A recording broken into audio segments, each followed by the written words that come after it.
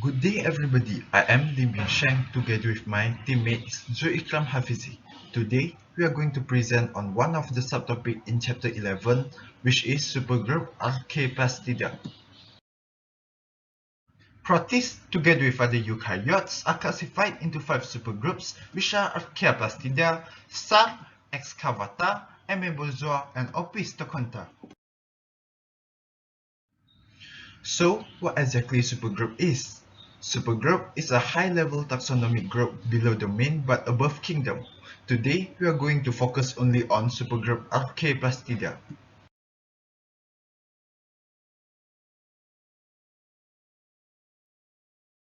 As you can see, there are a few members of Archeaplastida, including land plants.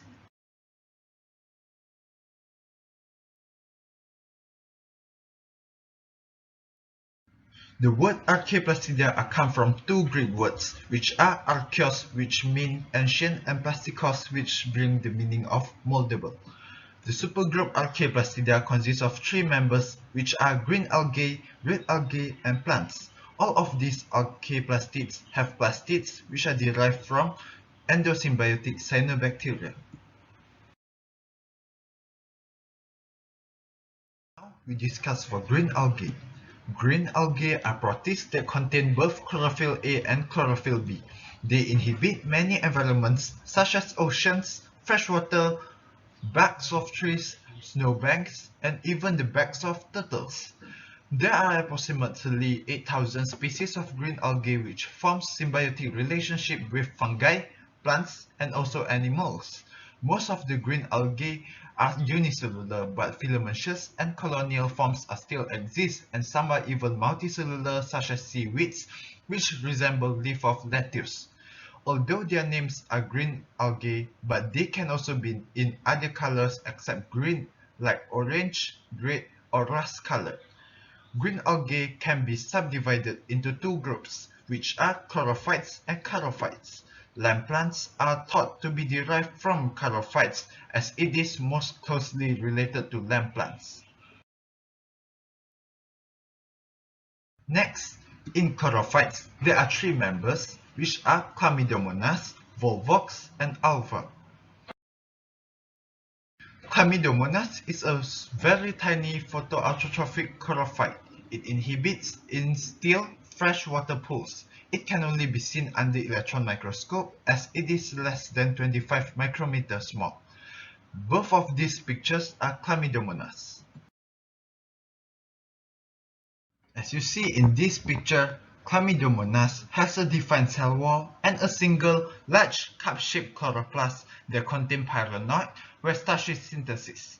In many species, there is a bright red, light-sensitive eye spot that helps to bring the organism to a light for photosynthesis. Besides, there are 2 long and whip-like flagella which project from the anterior end which operate with a breaststroke motion.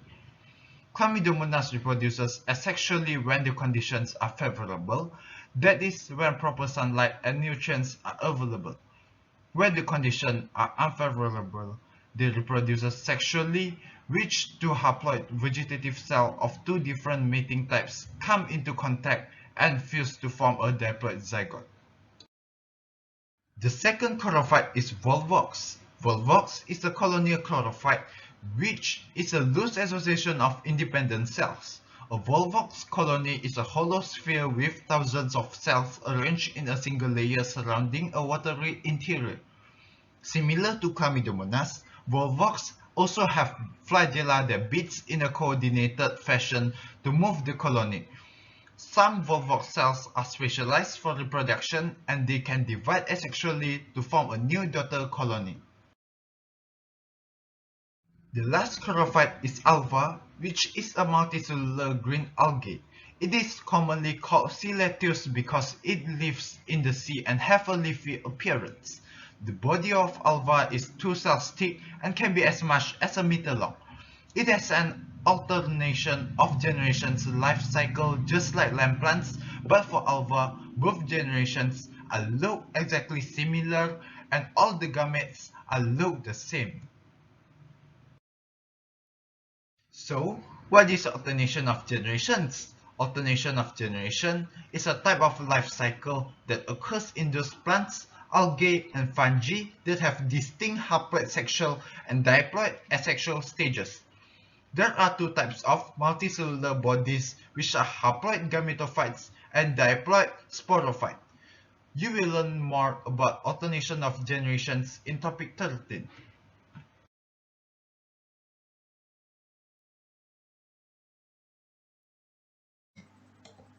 Assalamualaikum warahmatullahi wabarakatuh. Today I'll present about charophytes and red alga. So what is charophytes?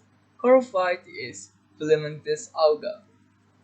Okay, the filaments are end-to-end chain of cells. It also can be found grow on aquatic flower plant or attached to rock or other object underwater. There are two types of filaments for charophytes.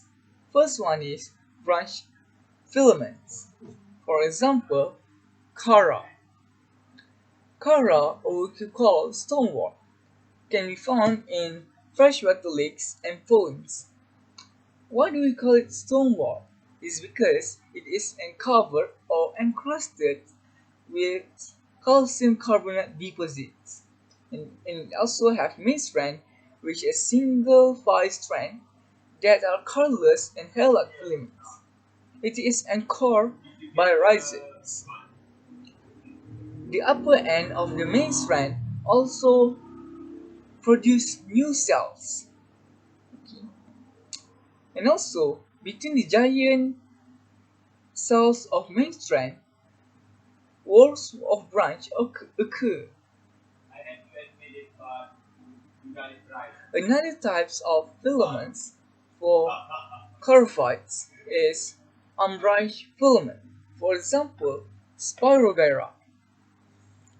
Spirogyra can be found on the surface of ponds and streams, and also have ribbon-like or spiral chloroplasts.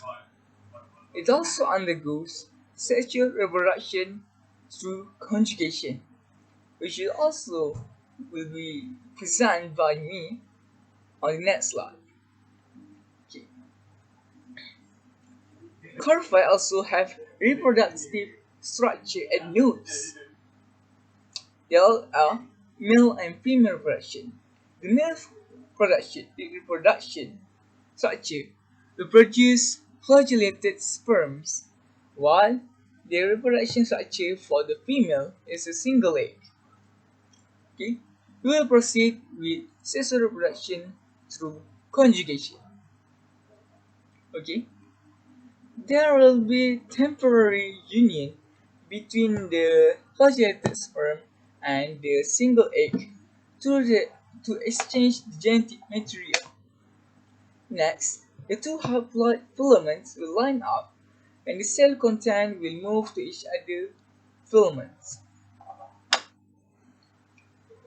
This form the diploid zygospore.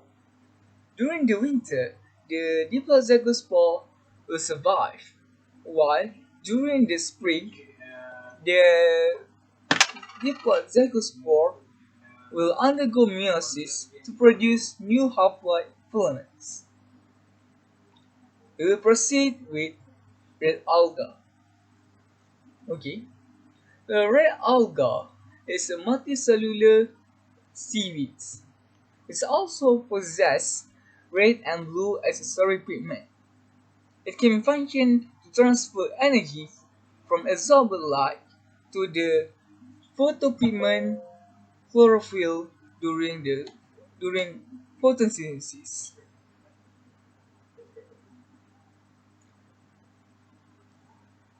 Okay, it also allows them to absorb the wavelength of light that penetrates into deep water. Okay, the red alga also live in warm and seawater. It is also smaller and delicate than brown alga, although it is filamentous. It's also feathery, flat, or ribbon-like branch. For the coralline alga. It have cell wall with calcium carbonate. The calcium carbonate will contribute to the growth of coral reefs. The red alga also is economically important. It helps in producing gelatin-like product from Gelidium and Gracilaria alga. The alga produced is usually used to make capsule for vitamins and drugs, and also material for making dental impression and cosmetic. In laboratory, alga is also important for solidifying agent for bacterial culture medium. It can become gel for electrophoresis when it's purified. Okay. Alcohol is also used in food preparation as anti-drying agent for baked food and to make jellies as dessert said. Okay. And also, collagen that we extract from the red alga can be used for emulsifying agent for making chocolates and cosmetic. Porphyra, which is another type of red alga, has make have made much more $1 billion for aquaculture industry in Japan. It also be used for wrapping roll for sheep by using the porphyra blades.